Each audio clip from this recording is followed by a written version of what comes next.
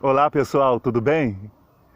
Bem, nós estamos aqui para gravarmos mais um vídeo e ver se a gente consegue fechar nesse vídeo essa mensagem que nós estamos aí falando sobre a parábola do joio, aonde nós estamos compartilhando para as pessoas sobre as verdades bíblicas. Porque, pessoal, é verdade o que nós estamos abordando. É tanta bateção de cabeça que nós temos visto por esse mundo no que diz respeito à pregação de evangelho, que as pessoas, coitadas, elas não sabem o que fazer. Eu sigo metodista, eu sigo batista, eu sigo presbiteriano, eu sigo agora essa nova aí que veio do neopentecostal com a teologia da prosperidade. Eu sinto, o que eu sigo? Meu irmão, siga a Bíblia. Siga a Bíblia. Siga Jesus. Jesus, Ele é único. E só há uma Bíblia, só há uma palavra só. Não existe como eu pegar a Bíblia e ler algo na Bíblia e eu ir na igreja, ouvir a pessoa falar outra coisa fora da Bíblia e eu acreditar que aquele lugar é um lugar de Deus. Por isso que nós falamos em alguns vídeos atrás aí, numa sequência, sobre os falsos mestres. Falamos pesado, tem vídeo de um ano atrás, mais de um ano atrás, se eu não me engano. Nós pegamos pesado sobre falsos mestres. Sobre falsos mestres. E chegamos até alguns meses atrás, né, que nós falamos mais um pouco, eu até falei, né, sobre o meu antigo ministério, que eu não estava mandando indireta para o meu antigo ministério, porque parecia que as coisas que eu estava falando é para o meu antigo ministério, que tem algumas práticas que não condiz com a doutrina da palavra de Deus. É prática de homem. E eu tenho que ser um bom moço para agradar a quem está à minha direita ou à esquerda e omitir isso. Eu tenho que omitir o que está escrito na Bíblia para agradar as pessoas que estão diante de mim, para que elas não possam tecer comentário, para que elas não possam se afastar. Ora, bola, se afaste! Se Jesus fosse se preocupar com isso, se ele fosse se preocupar com isso, ele não teria cumprido a ordem do Pai. Aquele que quer vir após mim e não aborrecer pai, mãe e quem é que seja, esse não é digno do meu reino, e eu vou aborrecer quem é que seja. Mas o Evangelho de Cristo precisa ser pregado, e nós vivemos uma época que esse Evangelho precisa ser pregado com mais intensidade. A Bíblia precisa ser mais aberta nos púlpitos e se falar que Jesus está voltando, que o arrebatamento da igreja vai acontecer, meus irmãos. É momento de abrir a Bíblia e falar nisso, no lugar de ficar abrindo a Bíblia, como nós falamos aqui, de uma pregação que nós ouvimos, e o que tem mais por aí, usando-se o púlpito para poder ficar mandando indireta no povo, que você foi assistir o jogo, que você está indo para a festinha, que você está indo para aquilo e não veio fazer a obra de Deus. Meu irmão, para fazer a obra de Deus eu não preciso estar dentro da igreja. Eu já estive em púlpito de igreja física. Eu já tive. E hoje eu me limito apenas a ficar aqui nesse canal. E estou fazendo a obra de Deus. Aonde eu vou com o meu testemunho, eu estou fazendo a obra de Deus. Deixa eu fazer uma pergunta para você. Um dos maiores escândalos que nós estamos tendo aí no meio da política está sendo com quem? Com quem tem título de quê? De pastor e de pastora. Ou eu estou enganado? De quem teria que ser irrepreensível, como diz a Bíblia.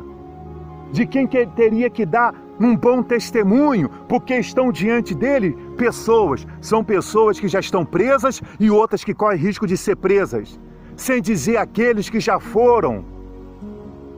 Que eu não quero aqui trazer nomes, mas você que acompanha as notícias aí, você sabe. O que tem de pastor e pastoras, quem carrega título de bispos.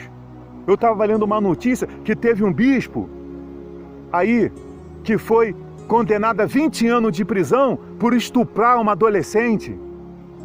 Olha aí, meu irmão. Agora fica chamando a atenção do membro porque ele foi no entretenimento.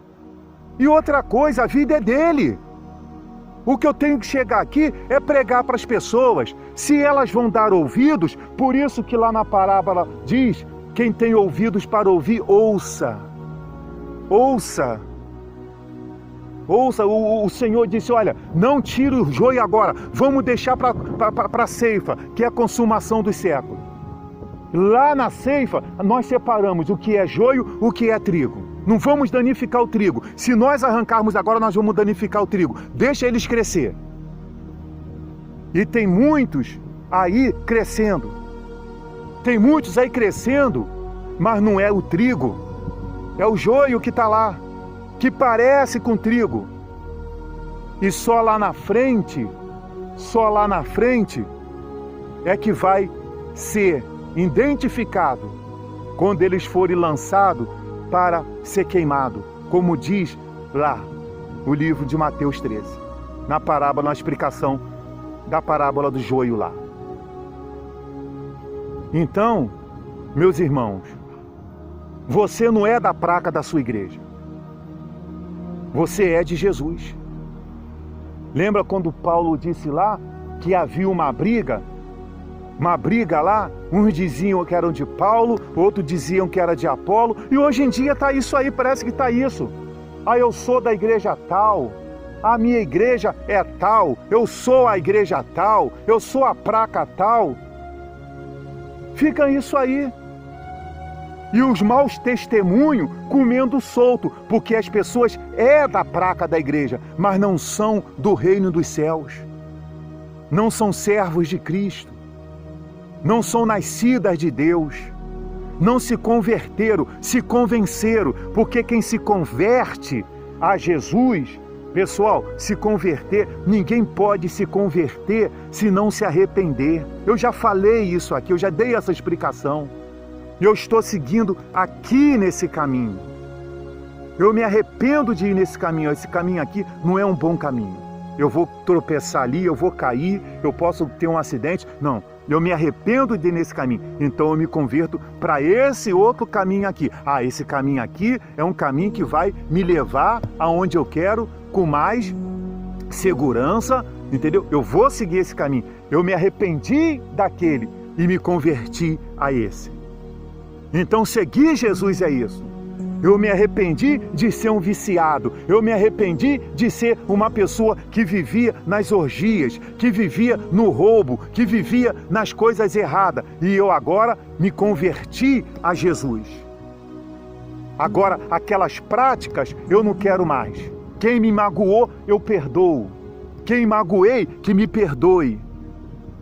Agora eu vou seguir o caminho de Jesus. Eu vou agora ser uma nova criatura. Essa nova criatura não é a placa da igreja que formata em você, que configura em você. O único que pode configurar em você ou formatar em você uma nova criatura é o Espírito Santo, que dá-se o nome de regeneração. Após a conversão, é necessário que haja a regeneração, que é o quê? O nascimento da nova criatura. Porque a velha criatura, a pessoa já fez morrer lá no batismo nas águas. Fazei, pois, morrer a vossa natureza terrena. Quando a pessoa se batiza nas águas, ela ali sepultou a velha criatura para o nascimento de uma nova criatura que vai ser configurada, formatada pelo Espírito Santo. E é aí que nós falamos a importância que tem da Igreja de Cristo ser cheia do Espírito Santo e de você, meu irmão, ser cheio do Espírito Santo, meu irmão. Não abra mão disso. Não troque ser cheio do Espírito Santo por ser cheio de dinheiro. Não troque você ir por uma igreja, ao invés de pregar sobre você ser cheio do Espírito Santo, ser cheio do poder de Deus, ficarem pregando que você vai ser rico, que você vai ser milionário, que você vai ter isso, vai ter aquilo outro. Não se engane, porque isso não é doutrina de Deus. Oh, meu Pai, aleluia. Às vezes, pessoal, nós ficamos assim meio alterados. Sabe o que é, pessoal? É porque a gente fica, sabe, um pouco contrariado, revoltado. Porque a Bíblia, quando nós temos o Espírito Santo, quando nós somos usados pelo Espírito Santo, como nós deixamos o Espírito Santo agir em nós, a Bíblia, ela é tão clara. Ela é tão clara. Sabe, a Bíblia é tão clara. A Bíblia, ela fica tão, sabe, transparente. E por isso que nós falamos para você, leia a Bíblia, ora ao Espírito Santo, ó Espírito Santo, dá-me sabedoria, dá-me direção. Eu vou levar um pouquinho mais de tempo, eu devo chegar uns 15 minutos.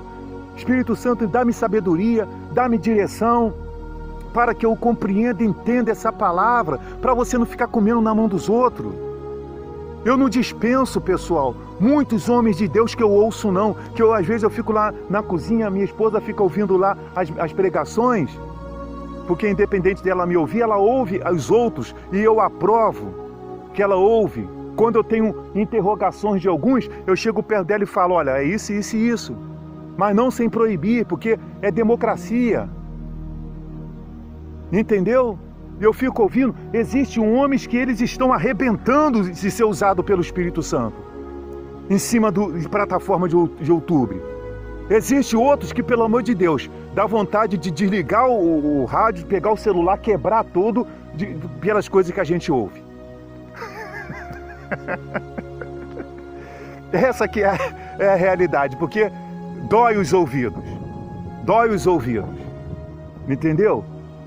Então, meus irmãos, o meu prazer é que você seja salvo. Não existe prazer maior na minha vida de que você seja salvo, de que você seja curado, de que você seja liberto em nome de Jesus.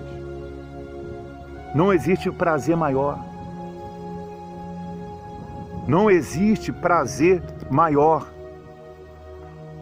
do que saber que quando nós falamos aqui desse evangelho, existem pessoas do outro lado que estão se arrependendo, ou que estão, sabe, se renovando.